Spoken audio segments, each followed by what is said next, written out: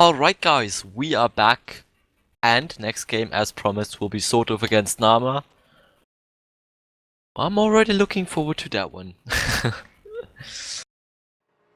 Absolutely. So Naama has moved one step closer. He needs to win this series and the next series to advance to the finals of this tournament. So, Elmo, would you like to introduce our first player?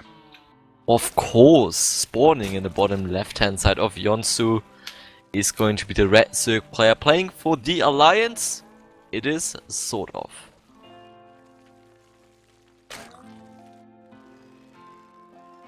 And spawning in the top right hand corner of the map, he needs no introduction as we streamed him a couple of minutes ago. He is our blue Terran. He's representing Fnatic. He's Naama. Indeed, we already saw Naama taking we saw one, but eventually took two games. Two very clear and crisp games against Hufin. But definitely now with sort of as his opponent, not going to get easier. So he definitely has to play his best StarCraft if he wants to advance here. Absolutely. Now we are effectively in a semi-final situation here because the winner of this series will move on to play for a place in the season finals of the Fragbite tournament.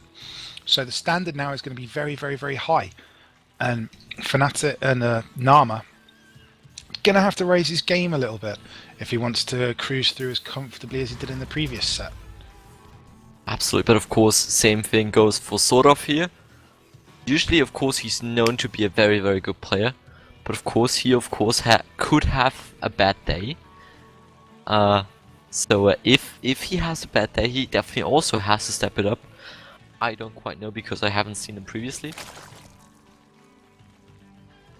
Oh, apparently he on his way to get here, he already beat two very big names, including Dystar and Orc. So he definitely has a good day. Thank you for the information there, Schmigel, who is by the way an observer, and our observer. So give a shout out to him in the chat right now. I want to see that shout out.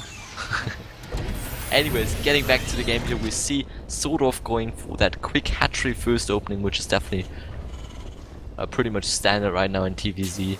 Whereas we also see a barracks into command center opening out of Naama.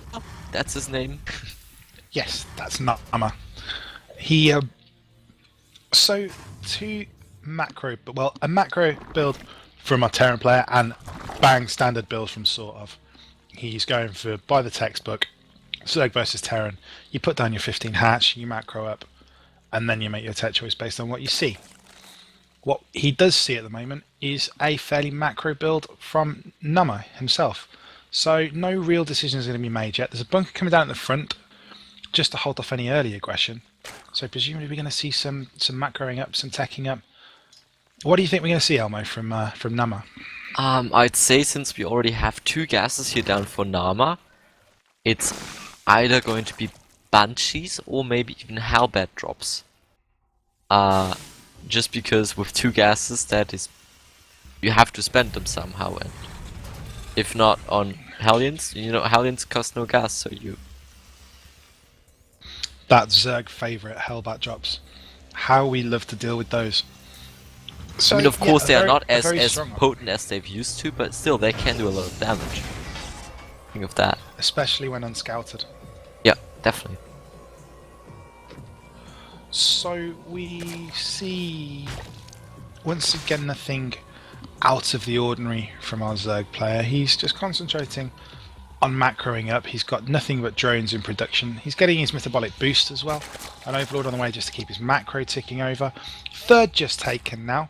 So he is going to try and get up to, one would imagine, that 3 base saturation, always being 1 base ahead of the non-Zerg opponent, which is that golden rule which you live or die by as a Zerg player. The SCV will try and scout but will get denied. And a Roach Warren is his first tech choice. Roach is very good unit here, and it is not going to be Hellbats, but Hellion drops with a bio follow-up. Maybe Stim is going to be researched here by Naama any second. That is what he's going to plan here. No Hellbats, sadly, because I think deep inside of me, I would have loved to seen Helmets, just because you see them not really as often as you've used to see them. It's true, but did we used to see them too often? There was certainly an argument that they were because they were so powerful, they were the only viable TVZ strategy.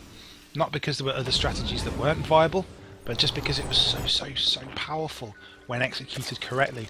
Zerg players did get better at countering them, and that was timed almost the same time as the nerf that they had with the damage being locked in blue flames. So I think there's definitely potential now for Hellbat drops to be used as a surprise strategy. Here comes some Hellions towards the creep now, just cleaning up a creep tumor or two. That's already very nice there for Naama, already a little bit delaying that creep spread of the Zerg player here, already very nice. And she will now load into the medevac there and is now going to drop them somewhere, maybe third base, maybe also into the main. And he will follow that up with a Banshee, okay. That is his ultimate decision.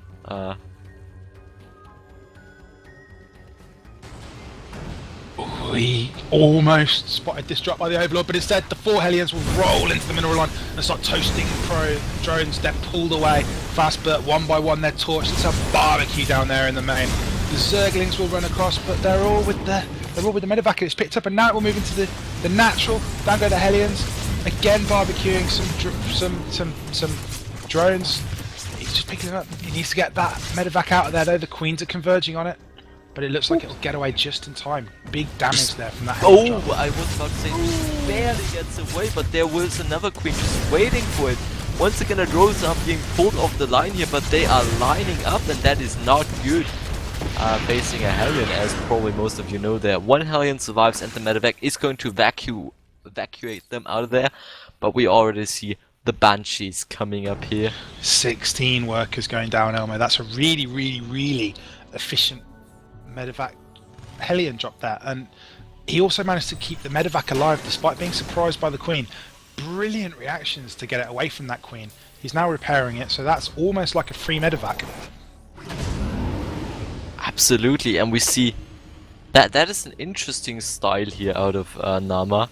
I think he's just gonna go full mech here with I'd say potential Hellions, maybe as we just see Thors in production, and maybe also some Banshees in Another the drop air. from Naama coming into the main. 4 more Hellions being set down. Now moving in. The barbecue is once again set alight. The Hellions working their way on the drones. Oh, look at them, he's lining Oh, them they're up lined up. perfectly. Oh no! So many go down. He manages to get 1 Hellion destroyed. Yeah. In the meantime, we have 3 more Hellions running into the natural here.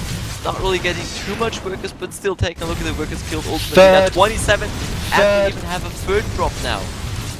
So many drops. There's just tasking, the multitasking of sort of something extreme here. Meanwhile, there's Zerg streaming across the map to try and counter here. But that's just so few units, and if you take a look at what Naama actually has, he has freaking 2 Thors and Marauder and 9 Hellions that will have Blue Flame here just any second. And also 3 Banshees are just about to head into the next middle line. But there we go, the Roaches push forward, he already take out Thor number 1, the second one will get repaired but also falls down. That's a lot of Roaches and also the Banelings! Oh, he snuck in some Banelings and they can cause absolute havoc amongst the SCVs. He manages to split them, but so many SCVs going down. Those Banelings were an absolutely beautiful touch there, Elmo. Another Thor's come up, and this one is getting repaired by SCV, so this Thor is going to hold it off for a while, but it also will fall. Yet another Thor coming across, but there's just too many Roaches. The Thors are dropping one by one. The SCV's going down. I think this is a perfect counter-attack, Elmo. Indeed, but at the same time we have Naama pushing forward with his what used to be 3 Banshees. He just lost one and is also now going to pick up a lot of worker kills here. And there's also not really too much Sorov can do about that, but he's just killing off the whole main base here of Naama, so it is not looking good here for him.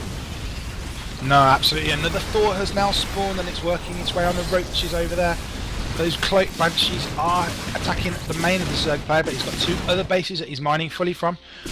There's just reinforcements streaming across there. Only Zerglings, a few Roaches on the way, but there's just so much going on. There's Roaches in the main, there's Roaches in the natural.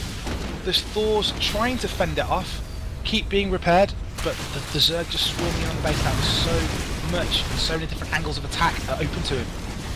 Absolutely. Also, a lot of workers now once again went down here for the Terran player, with Lynx running into the natural here, and also the Roaches are once again going to push forward here. He's now down to no workers whatsoever. That is definitely not good, but of course keep in mind that he could recover potentially with mules here. Is going to drop the 4 as best as he can, and once again pushes back the Roaches with those Banshees. But that's I mean, that's nice for sort of, but still he has basically nothing to deal with those Banshees. Eventually he will get a couple of Hydralisks, but he just lost his layer, meaning that and he's also going to lose his spawning pool, which is definitely also not really too nice. And now he's got Banshees moving into the natural. There is a score there, but they're certainly in range of the drones mining from the gas, and they will pick on those. They're now pulled out the way. Some Hydras haven't yet hit the map. Oh, the Queen's going to catch them, but they cloak. There is an overseer there. Nice transfuse though. Beautiful transfuse actually. Catching one Banshee there. Hydralisk eventually will arrive there, shortening the numbers down to 2. And that also goes down to meaning that we only have one Banshee left here for Naama. And it is really not looking too good for him in game number 1 here. Swarming across the map, absolutely flooding across. He's going for the counter attack that he hopes will give us the win, but there's a siege tank just in position as well, which could deal quite a lot of damage to the incoming Zerg forces. There's a Thor, he's moving barracks down to create a natural choke point. But I like that position, Zerg forces. There we go, that's a lot of Roaches, and also the siege tank is visible from the low ground there. The 4 is doing as best as he can, but it will also fall down here to the Zerg units that they are going to and there are Banelings again. There are Banelings again. I mean, once these workers have gone, and there's the GG, he knows. So, sort of takes the first game with a fantastic counter attack against Naama, 1-0 to sort of. Absolutely, that was a very, very nice game there by sort of.